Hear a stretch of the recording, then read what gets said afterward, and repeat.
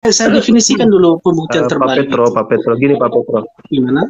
Kita gantian dong. Ya, Begini. ya, kamu kan mengulang yang sama, maksudnya kalau supaya boleh, baik saya selesaikan. Saya tidak akan pernah potong Pak Petro. Masalah Matius 21 ayat Matius 27 ayat 51 sampai 53. Kami sudah pernah bahas itu sama Bro Jack Cita. Jack Cita punya bukunya, datanya. Bro Jack Cita, tunjukkan Bro. Ya, sorry lah, aku nggak bisa open cam ya. Jadi kurang lebih ini maaf ini, kenapa terputus-putus ya suaranya? Halo. Aku ada videonya Bang ya. Tapi kita bahas itu Bro. Ada videonya, betul. Jadi Yesus ya. Jadi seperti ini Ustadz Awan. Peristiwa tolong suaranya Bang Jack agak anukan dikit. Oke, halo, apakah sudah jelas? Apakah sudah cukup jelas? Sudah jelas. Halo? Ya, bagus ini, bagus. Oke. Silakan. Baik. Jadi Iya, silakan.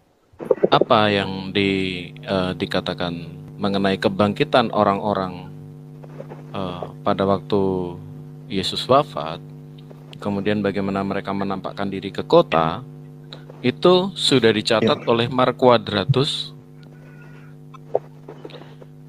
kurang lebih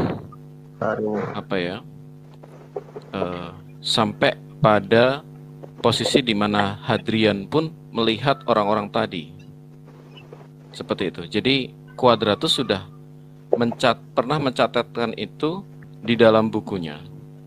Nah, kemudian ketidakadaan dari Josephus, kita tidak bisa menafikan bahwa Argentum of Silence itu tidak melulu bahwa hal itu tidak ada. Ya Allah, karena sudah ada catatan dari Mark Quadratus. Dengaran nggak ya? Putus-putus suaranya. Aduh. Oke. Atau suara buruk Cita masih bagus. Bentar Pak Jack, bentar. Bagus. Ini suaranya Pak Jack nggak kedengaran ini. Putus-putus ini suaranya. Kok siapa ya? Halo, tadi jaringan saya kurang bagus ya atau gimana ini? Oh ya, mungkin Ustadz. Jack Cita bagus, suara Alon juga bagus. Ya, jadi saya ulang ya teman-teman, juga teman-teman yang di bawah ini ya, yang 90-an orang. Peristiwa mengenai orang-orang. Iya, tolong diulang tadi poinnya tadi. Oh ya, baik. Jadi peristiwa mengenai orang-orang yang meninggal, kemudian dia bangkit pada saat Yesus wafat, itu dicatat oleh sejarawan Mark Quadratus. Nah, kita juga nggak sekedar merujuk pada itu saja ya Ustadz, tapi ada juga salah satu catatan, tapi ini bukan catatan mengenai sejarah, ini adalah catatan dari Yahudi yang mengatakan bahwa pada zaman Mesias, orang-orang mati akan dibangkitkan. Nah, ini saya tidak ngomong bahwa ini satu sumber sejarah, tidak. Tetapi ini memiliki korelasi bahwa pada zaman Mesias orang-orang akan dibangkitkan. Nah, memang Mesias itu seperti yang kita pahami ya, atau mungkin dalam bahasa Islamnya mungkin Al-Masih ya. Nah, itu kebangkitan orang-orang mati itu bahkan sampai si Hadrianus ketika berkunjung dia melihat orang-orang yang masih hidup. Nah, seperti apa sih kebangkitan orang mati itu? Jadi seperti ini. Mereka adalah orang-orang benar yang ketika bangkit, ketika mati, mereka masih mereka dibangkitkan, tetapi akhirnya mereka apa? Mereka mati lagi. Jadi maksudnya bukan bangkit terus langsung pada naik ke surga semua, kayak gitu, tidak. Bukan seperti itu.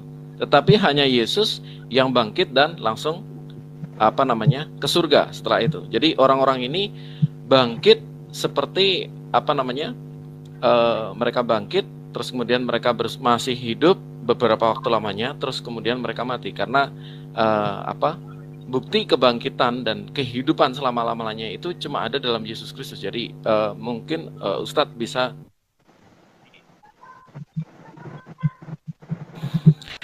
cukup untuk menjawab ya. Terima kasih. Boleh saya dulu mengomentari Ustaz Alwan? Jadi begini Ustaz, ya, karena dia agak terpotong-potong gitu.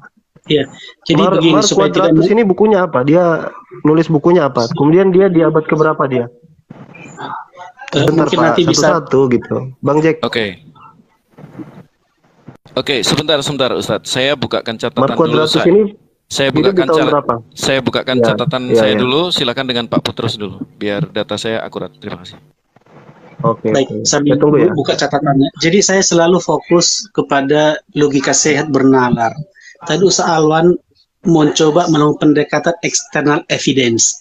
Sampai detik ini Ustadz belum pernah menunjukkan external evidence tentang surat Quran itu. Kemudian Ustadz mulai mengangkat suatu topik lagi dengan pembuktian terbalik. Dalam pembuktian terbalik, supaya pemirsa mengetahui, yang wajib bertanggung jawab memberikan pembuktian adalah penuntut yang mengajukan pembuktian terbalik. Kamu misalnya, saya orang benar, ya, kamu tuduh saya pencuri, maka kamu yang harus membuktikan saya pencuri, bukan saya, bukan Kristen. Nah, dalam kitabmu itu Allah Subhanahu wa taala telah mengutip satu fakta kebenaran. Apa fakta kebenaran yang dikutip? Bahwa mereka berkata kami telah menyalibkan, kami telah membunuh. Itulah fakta yang dikutip oleh Allah Subhanahu wa taala. Dari mana diambil kita pun nggak tahu, terserahlah. Tetapi itu benar, mereka yakin. Lalu atas fakta kebenaran ini, Allah Subhanahu wa taala memberikan komentar baru, pembuktian terbalik. Sesungguhnya mereka tidak membunuh dan tidak menyalibkan. Sesungguhnya mereka dalam keraguan-raguan, ya toh? Nah, kamu yang melakukan pembuktian terbalik tidak mampu menunjukkan bukti, external evidence, tidak mampu juga menjelaskan kontradiksi dari ayat itu, tidak sanggup menunjukkan siapa yang diserupakan, tidak sanggup menunjukkan mana komunitas Kristen yang ragu akan penyalipan. Jadi sebenarnya kamu sudah harus angkat bendera putih. Lalu kamu tanya tentang orang bangkit, orang ini, itu hal lain. Kita tuntaskan dulu tentang penyalipan ini. Kalau ini sudah tuntas, kita bisa lanjut ke topik berikutnya. Jadi begitu loh, Ustaz Alwan. Jadi tolong ingat, pembuktian terbalik itu tetap tanggung jawabmu. Bukan tanggung jawab saya, bukan tanggung jawab Kristen. Karena di dunia ini akan ada banyak orang menuntut. Yang menuntutlah yang harus menyediakan external evidence, bukan yang dituntut. Demikian logika sehatnya. Kecuali kita sudah mau diajak gila, kritik, orang bilang, saya tidak mau kritik, saya tidak mau gila. Demikian Alwan. Terima kasih. Kalau kita baca dari rumusannya ini ya, jangan jenis pembuktian terbalik itu mewajibkan terdakwa untuk membuktikan bahwa dirinya tidak bersalah atau membuktikan secara negatif atau secara sebaliknya terhadap dakwaan penuntut umum. Dalam kasus ini siapa yang menjadi terdakwa, Pak Alwan? Sumber Quran lah. Enggak, dia kan menuduh kita, menuduh sumber Kristen itu tidak benar gitu loh. Tidak ada peristiwa penyalipan itu, bahwa mereka itu tidak yakin. Sementara jadi siapa yang dimaksudkan sebagai terdakwa dalam kasus ini oleh Pak Alwan? Gini. Pertama, saya minta ini tolong jangan dipotong ya, supaya kita supaya saya juga tidak terganggu konsentrasinya ya. Jadi kan tadi Pak Petro katakan bahwa saya harus menunjukkan bukti. Saya sebenarnya lagi menunjukkan bukti karena ketika misalnya Quran dituduh, itu pernyataannya saya adalah membuktikan bahwa bukti yang menyatakan bahwa proses penyaliban itu ada, itu yang saya patahkan, itu yang saya maksud dengan pembuktian terbalik dengan menggunakan alat bukti yang sama. Misalnya gini, ada seseorang yang dituduh melakukan kasus pembunuhan, ya kan? Dia bawa 2 alat bukti. Tapi kalau saya bisa dibuktikan di pengadilan bahwa pisau itu bukan milik saya, makanya saya akan terlepas daripada tuduhan. Itu yang saya lakukan. Yang saya lakukan ya, misalnya ketika dikatakan bahwasanya Yesus itu disalib, ya, Yesus itu disalib. Yang dilakukan Pak Petro kan memunculkan ayat-ayat Bible. Saya bilang itu tidak fair namanya. Bible dengan Quran itu posisinya sama, ya. Kita harus, kalau itu ingin diuji di dalam konteks apa? Kalau konteks sejarah, kita bawa ke sejarah. Bible-nya juga dibawa ke sejarah dong, gitu kan? Biar adil, ada timbangannya. Nah, timbangan sejarah ini tidak ada eyewitness. Tadi saya sudah katakan eyewitness. Saya buktikan juga Flavius Josephus, tulisannya itu Antiquity, ya. Dia di situ adalah berupa interpolasi di abad ke-9. Ini pernah saya bahas, bahkan di depan Pak Petro itu saya pakai video, saya liatin ini. Ya, saya liatin nih. Kalau Pak Petro masih ingat. Kemudian tulisan daripada Tacitus dan Lucian itu tidak, karena mereka itu bukan saksi mata, mereka mocking ya, insulting. Mereka itu mock orang-orang Kristen. Ya. Sehingga mereka mengutip pernyataan orang Kristen kemudian membantahnya. Jadi itu belief of Christianity, bukan sejarah di situ. Dia ngutip sejarah, dia mengutip belief daripada orang Kristen gitu. Sehingga begini, kalau kita bicara tentang pembuktian, saya rasa ya, kalau misal saya berhasil membuktikan bahwa sejarawan tidak ada catatan sejarah, tidak ada catatan daripada yang lain yang mengutip tentang penyaliban Yesus, berarti kan argumentasi bahwa Yesus itu disalib lemah. Makanya saya kaitkan lagi nih, nggak bisa dilepas Pak Petro masalah penyaliban itu, karena dia satu runtutan ya. Dia misal dari penyaliban, lantas ada juga di situ kebangkitan, resurrection. Kebangkitan itu ada peristiwa yang dahsyat di situ. Ya seperti gempa bumi, kebangkitan orang-orang soleh yang mati itu kan. Itu catatan sejarahnya mana? Flavius Josephus tidak catat, Tacitus tidak catat, Lucian tidak catat. Nggak ada juga itu. Nah jadi saya pikir itu cukup ya. Maksudnya nggak usah lah pakai narasi-narasi. Kamu gila Alwan karena berpendangan, enggak, itu kayak sebenarnya masuk kategori ad hominem sih menurut saya. Tunjukkan saja bukti yang kuat Yesus itu disalib, external evidence gitu. Biar kita bisa bertumpu pada itu. Ya, saya rasa itu clear ya. Bang, bahwa pisau tadi bukan milik Anda itu bukan bukti terbalik bahwa Anda tidak membunuh. Bahwa bahkan ketika pisau itu tidak ditemukan, itu tidak menjadi bukti terbalik bahwa Anda tidak membunuh. Itu soal itu tadi ya yang Anda pakai. Lalu saksi mata itu adalah penulis-penulis itu. Dan Flavius Josephus mereka ini sejarawan. Jadi mereka menulis berdasarkan metode-metode yang ilmiah gitu. Jadi ada wawancara dan sebagainya. Jadi kalau soal meragukan data itu bisa aja Anda lakukan gitu loh. Cuma dasarnya apa? Lalu kemudian kalau Anda menggunakan istilah pembuktian, ketika Anda menggunakan apa istilah pembuktian terbalik, kita harus pakai definisi yang jelas. Di mana ini kan ada terdakwa, ada penuntut. Dalam kasus ini siapa yang menjadi terdakwa? Itu kalau mau ngomong kasus hukum harus seperti itu Pak. Siapa yang terdakwa dan siapa yang menuntut gitu.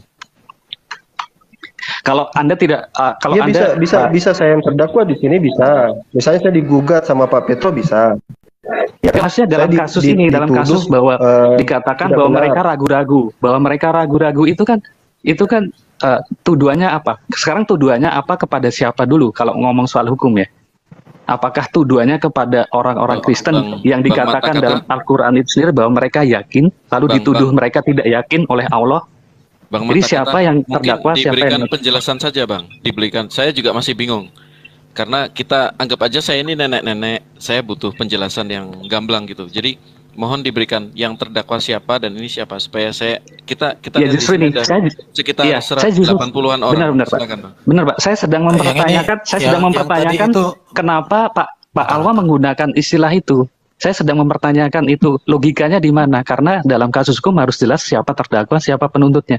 Menurut saya kalau mau dijadikan sebagai alat untuk membuktikan, istilah yang digunakan adalah pembuktian terbalik, itu akhirnya tidak bisa diberlakukan untuk konteks ini. Jadi mungkin sebaiknya itu tidak dibawa saja dalam hal ini. Begini Pak, saya tanggapi ya. Jadi pembuktian terbalik itu, sepemahaman saya, kita membuktikan bahwa saksi atau bukti yang dibawa itu tidak benar, sehingga batal dia dijadikan bukti gitu. Misalnya nih, ada orang yang menuduh saya membunuh, dia bawa pisau ya kan. Inilah pisau yang dipakai untuk membunuh. Untuk membuktikan saya inilah pembunuhnya. Nah, saya karena dituduh pembunuh, saya katakan pisau itu bukan punya saya. Saya buktikan tuh. Otomatis tuduhan kepada saya itu tidak benar. Jadi pembuktian terbalik, bukti yang harusnya dipakai untuk saya bantah gitu. Seperti itu pemahaman saya tentang pembuktian terbalik. Tapi itu terminologi, itu tidak substantif. Ya, itu baru penyangkalan, Pak. Belum menjadi bukti. Mungkin Anda bisa dibebaskan, tapi itu tidak menyangkal bahwa bisa saja Anda sebenarnya telah membunuh dengan pisau orang lain atau dengan pisau yang tidak ditemukan oleh Mungkin kita punya perspektif yang berbeda di situ, Pak. Yang jelasnya itu bisa jadi dasar untuk saya lepas daripada tuntutan. Jadi jangan katakan saya tidak punya alasan, saya tidak punya bukti. Justru itu juga bisa jadi sebagai bukti. Makanya kita pakai definisi yang resmi aja, itu nggak substantif, Pak. Kita nggak bahas itu sekarang. Kita nggak bahas terminologi pidana, terminologi pengadilan. Itu di luar daripada konteks. Kita bahas sekarang ini adalah penyaliban. Menurut saya, teman-teman kekristenan cukup bawakan saja bukti yang kuat yang bisa kita jadikan sebagai sebagai data untuk kita bisa apakah misalnya ini nih ada bukti arkeolog nih, Yesus disalib misal. Ini ada bukti arkeolognya. Itu kan bisa kita jadikan ini tema bahan diskusi gitu. Biar nggak muter-muter di hal yang tidak substantif menurut saya. Oke. Permisi ya, Ustaz Alwan dan teman-teman. Ayo silakan. Yang tadi Bang Jack, Anda PR-nya gimana tadi? Ya, itu tadi namanya. Saya berikan itu dan saya juga akan bahas masalah interpolasi. Masalah interpolasinya juga akan saya bahas. Silakan. Jadi seperti ini. Pak Kaisar, noise Pak Kaisar. Jadi seperti ini ya teman-teman. Ketika kita merujuk kepada sosok yang cinta atau filsafat ya, maksudnya filsafat itu kan berasal dari Philo dan Philo dan Sofia ya, kurang lebih ya. Mungkin ada keliru-keliru dikit. Nah, kencangkan suaranya Bro Jack. Oke. Minoritas banget suaranya. Bisa suaranya agak dibesarkan dikit ya. Oke, bentar. Saya coba pakai headset lainnya. Saya ada 2 headset tapi nih dia nggak tahu. Gak usah pakai headset, biar kuat.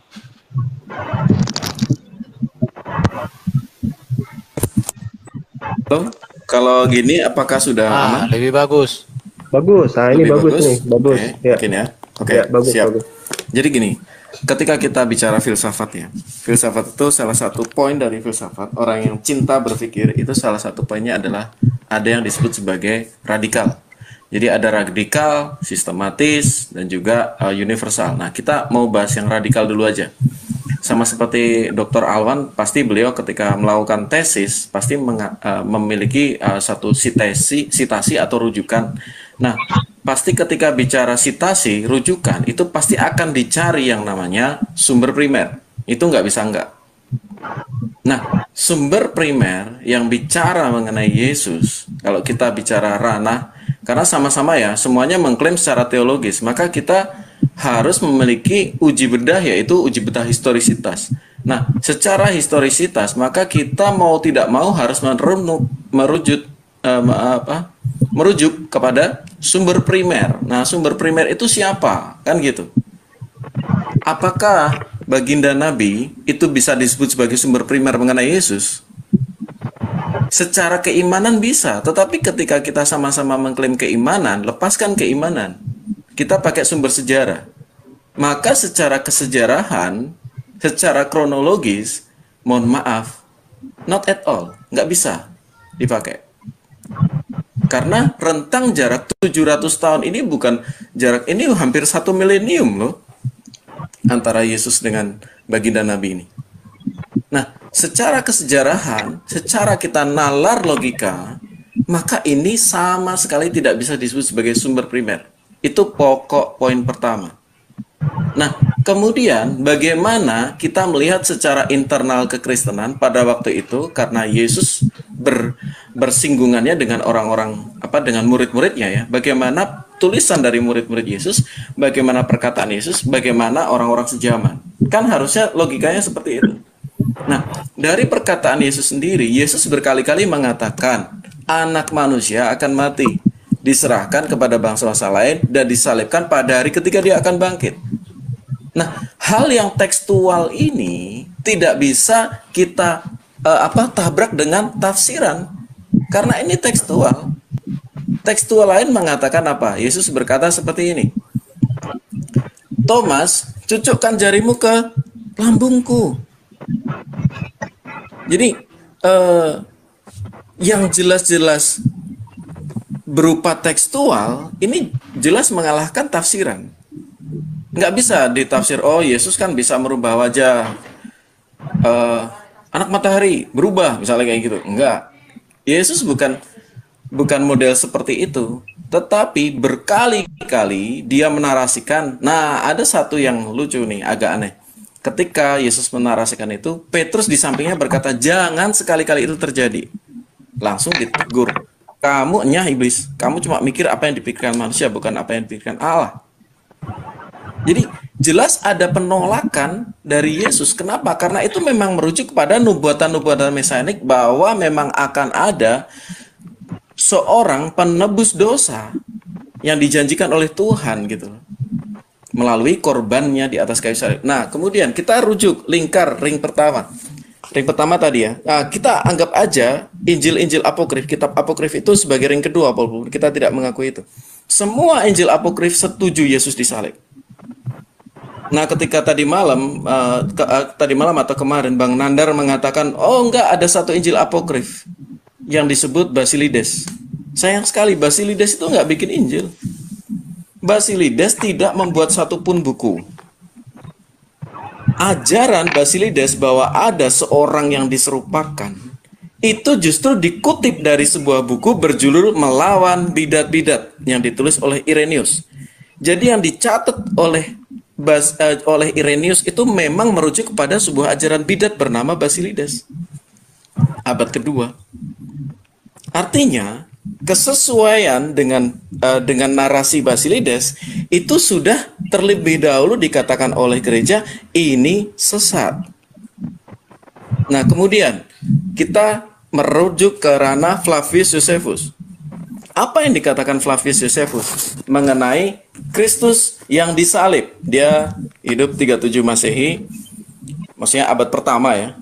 Kristus yang disalib. Nah, saya mau bicara masalah interpolasi mengenai Flavius Josephus ini di abad 9 dan lain sebagainya. Ini ternyata selesai dalam artian apa? Flavius itu dia memiliki beberapa buku dan dalam salah satu varian, salah dua atau salah tiga varian bukunya ternyata bukan tercatat Yesus yang adalah Kristus. Bukan demikian. Tetapi tercatatnya apa? Yesus yang mereka anggap sebagai Kristus. Jadi ini terlepas keimanannya dari dari Flavius tadi. Jadi dia mengatakan bahwa ada teks-teks yang lain yang yang miliknya dia juga yang mengatakan Yesus yang mereka anggap sebagai Kristus. Jadi tidak bisa dituduhkan interpolasi tadi.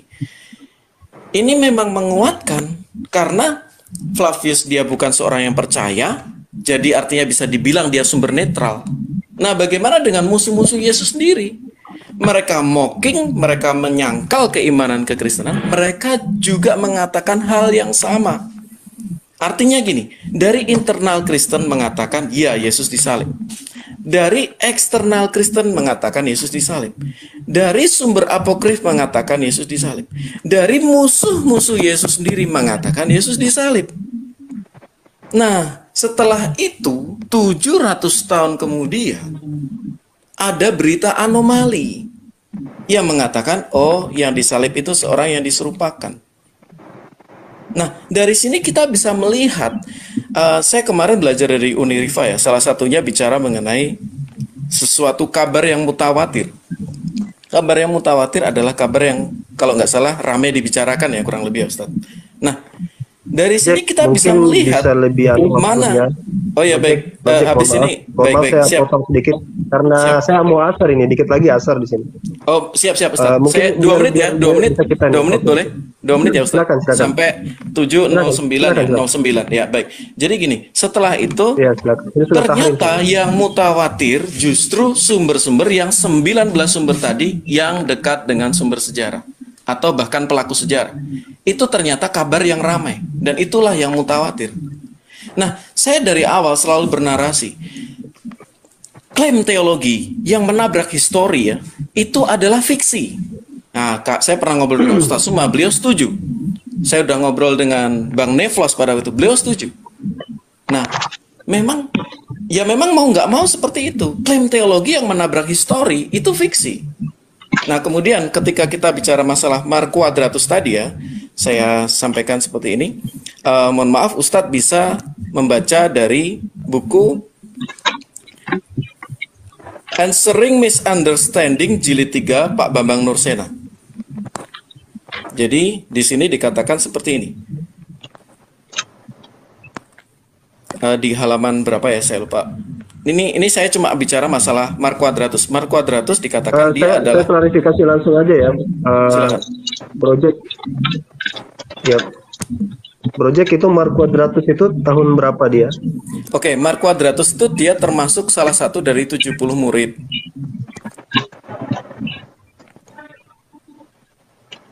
Dan dia disebut dia menjadi uskup di 120 Masehi. Di usianya sebentar. Dia 120 Masehi, dia menjadi seorang uskup di sebentar ya. Ini saya cuma waktunya 2 menit. Ini udah Gak apa-apa. Oke. Jadi dia menjadi, nah di sini dikatakan seperti ini. Selanjutnya mengenai kesaksian Mar Quadratus ini, lebih rinci Hieronymus mencatat dalam bukunya De Vilis Illustrissibus sebagai berikut. Quadratus Apostolorum Discipulus, aduh ini bahasa Latin ya. Quadratus setelah Publius, uskup Athena dimahkotai dengan kemartiran, imannya menggantikan jabatan, iman hasil dikumpulkan gereja. Ketika Hadrian melewati musim dingin di Athena untuk menyaksikan misteri Eleusinian, dikatakan apa? Pada masa ini Quadratus telah memperlihatkan di hadapan Kaisar suatu karya iman kita, suatu yang sangat diperlukan yaitu iman yang penuh dengan pembuktian. Seperti yang selayaknya ditujukan dalam ajaran para rasul, bahwa banyak orang sakit disembuhkan Tuhan. Bro, Quartus atau Quadratus? Quadratus telah dibangkitkan dari antara orang mati dan beberapa dari mereka telah dibangkitkan orang mati. Di Beritus. Quadratus, ya. Mar Quadratus. Kemudian masih ada lagi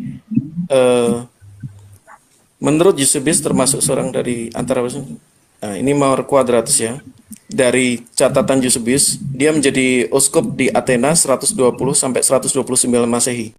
Karena itu saya pikir kalau sudah 129 Masehi kita sudah dapat lah. Ya, kalau 129 Masehi berarti bukan dia menjadi 129 Masehi itu dia menjadi uskupnya, Ustaz.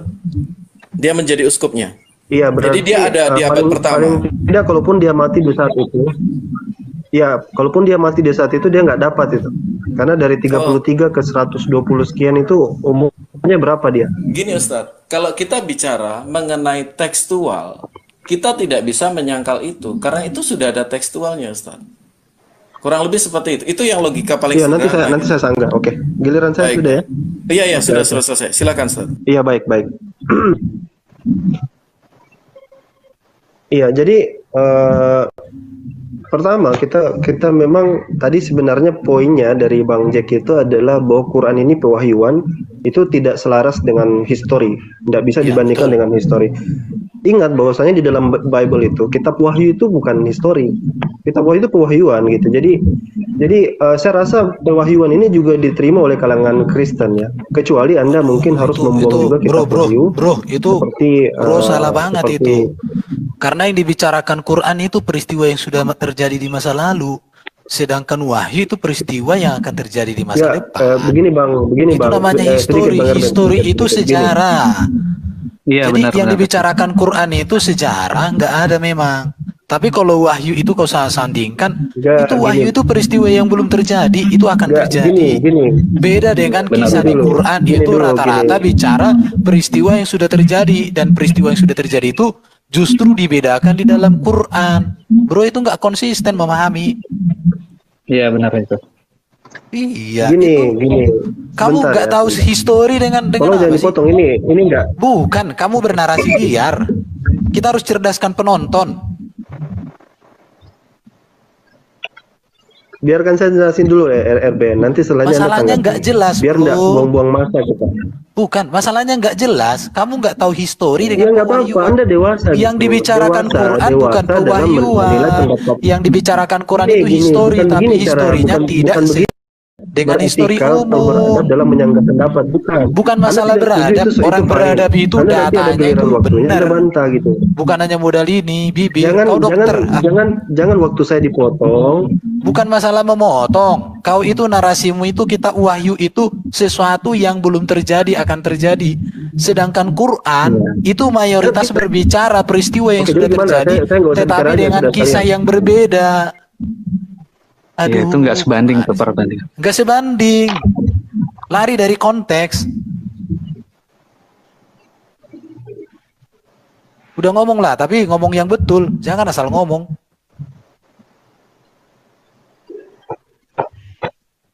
Ya, saya pikir ini memang butuh kedewasaan ya. Artinya kita memang harus naik level lah. Kamu nggak dewasa. Jangan apapun pandangan orang. Nggak dewasa. Nggak dewasa dengan nggak dewasa. Kamu yang nggak dewasa. Gimana sih? Bukan nggak soal kedewasaan, ini soal kelogisan, Pak. Nggak. Iya. Nggak. Anda terima atau tidak terima itu urusan Anda gitu. Saya Bukan mau begitu, menjelaskan kita Anda harus potong, itu problemnya sekarang. Masalahnya sekarang saya, ya nanti giliran Anda gitu loh. Ada waktunya kan, kita kan ganti-gantian di sini. Iya kan? Ya udah ngoceh. Gimana nih, bisa enggak saya bicara? Iya. Silakan Ustaz. Jadi jangan salah ya, bahwasannya kitab wahyu itu juga mengutip gitu. Ada kutipan-kutipan, cuman itu topik yang lain. Sebenarnya ketika katakan kitab wahyu itu model pewahyuan juga, seperti halnya Nabi, dan teman-teman Kristen percaya kok dengan pewahyuan itu. Apa bedanya dengan Rasulullah SAW? Mendapat wahyu juga. Hanya tinggal membuktikan apakah wahyu yang diberikan kepada Rasulullah itu historis apa ahistoris, kan gitu aja sih sederhananya gitu. Ya, Yang saya sementara tengah lakukan adalah pertama, kalau yang dipakai internal evidence ya, kalau dipakai internal evidence dan dianggap itu primer source, saya katakan itu memang harus dilihat lagi daripada sumber sejarah yang lain. Komparasinya kan gitu. Kalau internal evidence, makanya saya challenge saja itu yang tadi semuanya. Sebenarnya saya agak terganggu ya, karena yang poin-poin yang saya mau sampaikan itu udah buyar sudah. Udah buyar. Poinnya bro. Intinya gini lah. Intinya nanti kita buat sederhana aja. Kita buat sederhana. Posisinya kan sudah mau asar di sini. Posisinya sebenarnya gini, Bang Awal. Baik, Bang Awal. Anda kan nggak apa-apa. Ini posisinya kalau dibalik seperti ini. Sebentar, dua kalimat aja. Oke. Dua kalimat. Ini seperti sumber pertama, yaitu Quran menyatakan bahwa Muhammad melakukan ada Isra Mi'raj itu. Lalu kami, sumber kedua kami mengatakan itu tidak terjadi. Lalu Bang Awal membebankan kepada, lalu kami diminta untuk membuktikan bahwa itu tidak terjadi. Jadi kan itu gimana? Bagaimana kemudian Anda dituntut untuk membuktikan bahwa Isra Mi'raj itu terjadi? Posisinya kan seperti itu. Kalau dibalik gini, Anda mengatakan bahwa peristiwa penyaliban itu tidak terjadi. Lalu Anda menuntut kami untuk membuktikan bahwa itu terjadi. Nah, seperti itu juga. Anda mengatakan sebagai sumber pertama Isra Mi'raj itu terjadi. Nah, kami menyangkal itu tidak terjadi. Dan kami lalu Anda menuntut saya untuk membuktikan. Oh enggak, sebaliknya. Sumber eksternal. Ya, kejadian realitas dikaitkan dengan kejadian supranatural itu nggak nyambung di mana nalar. Justru itu. Ya. Jadi teks Anda mengklaim bahwa itu terjadi gitu loh. Sementara kami menyangkal itu. Nah, gini. Sebelum kita masuk ke ranah diskusi lah ya. Saya sebenarnya historis atau tidak sepakat dengan sebentar bro. Saya sebenarnya sepakat dengan manhaj diam mendengar, bicara ketika orang lagi bicara. Itu saya sepakat dengan manhaj itu gitu. Dan itu yang harus kita bangun dulu gitu. Jangan, kalau Anda tidak setuju dengan apa yang saya sampaikan, Anda akan punya waktu untuk menyanggahnya gitu. Karena kalau disela itu jadi tidak produktif jadinya, jadi tidak kondusif juga gitu. Ya. Kita belajar sama-sama lah ya. Mungkin ini poin terakhir dari saya. Pertama, internal evidence. Ya, internal evidence itu saya katakan itu sesuatu yang harus diuji juga dengan external evidence. Tadi bagus poin daripada Bang Jack, misal tentang manuskrip Flavius Josephus, kemudian apakah ada apokrifa? Ada sebenarnya. Injil Thomas dan Injil Barnabas itu nggak memasukkan kisah daripada penyaliban. Atau ada tokoh yang kita kenal Origen misalnya yang punya pandangan yang berbeda tentang penyaliban. Artinya apakah itu konsensus disamakan dengan mutawatir? Saya rasa tidak. Justru ketika dia tidak konsensus dan tidak mutawatir dan minimnya evidence, itulah yang saya challenge gitu. Jadi saya pikir itu saja ya. Saya sudah banyak kehilangan poin tadi karena ada distraction. Tapi saya klarifikasi teman-teman, saya ini bukan dokter, ya. Saya orang biasa aja yang senang baca. Jadi saya pikir begitu. Mohon maaf kalau ada silap kata. Nanti kita diskusi lagi lain waktu. Saya titip salam, Ustadz. Silakan lanjut. Saya titip salam untuk Bang Refli Harun ya, Ustadz. Dari Jack Cita gitu. Bang Refli Harun saya nggak pernah ketemu soalnya. Oh gitu. Saya lihat soalnya di VT Anda, Bang, itu. Enggak, itu ini kiriman video ke saya. Apa yang Bro sampaikan itu kebetulan dia berkunjung ke sini. Kita bukan bicara pewahyuan. Karena Quran itu saya izin ya. Sampai jumpa. Bukan pewahyuan masa depan, tapi bentar, pewahyuan masa lalu. Saya mau luruskan yang Ustadz Alwan yang paling terakhir tadi. Yang terakhir itu ada yang namanya Injil Thomas. Nah, Injil Thomas itu kitab apokrif dan dia mengaku Yesus disalib. Itu fakta. Nah, kemudian bagaimana dengan Injil Barnabas? Nah, ini. Jadi, kalau yang jaraknya 700 tahun aja kita nggak bisa percaya, ada kesenjangan historisitas. Lalu bagaimana dengan Injil Barnabas yang baru ada di abad kurang lebih 1500-an ya? Abad kelima, ya. Bukan, Injil Barnabas 1500-an. Iya. Ustadz Erben. Iya. Ya, jadi bagaimana mungkin kita menggunakan evidence itu untuk melawan sumber primer gitu loh. Ini yang saya berkali-kali kemarin pas diskusi dengan Bang Zuma ya. Saya bilang, Bang Zuma, kita itu logik atau ilogik gitu loh. Nah, saya berkali-kali sesuatu yang ilogik, ya itu pasti dia nabrak sejarah. Hal mengenai penyaliban ini sudah menjadi suatu hal yang mutawatir, sudah ramai ceritanya diberitakan. Tetapi ketika ada yang menyangkal itu, apalagi Injil Barnabas pakai bahasa ini ya, bahasa Arab ya. Nah, itu kan jelas dia bukan dari murid Yesus, dia bukan sumber primer. Lalu bagaimana kita bisa berdiri di atas dasar yang kokoh? Saya bicara mendengar masalah almarhum Presiden Soekarno, saya tidak mungkin mendengar itu dari orang yang jaraknya 700 tahun. Dari Presiden Soekarno, apalagi di Thailand, apalagi di Filipina. Saya pasti dengar dari Bunda Megawati. Presiden Soekarno, beliau suka sekali dengan pete. Nah, nanti sampai di Filipina, oh enggak, 700 tahun apalagi. Beliau suka dengan jengkol.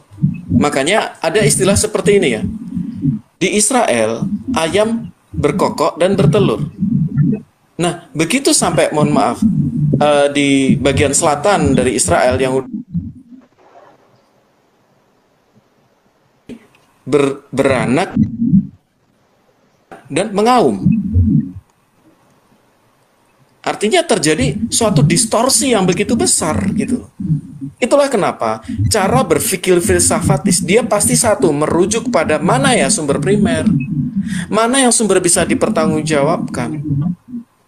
Saya nggak mungkin memotret Bang Erben dari pandangan dari pandangan Jibril.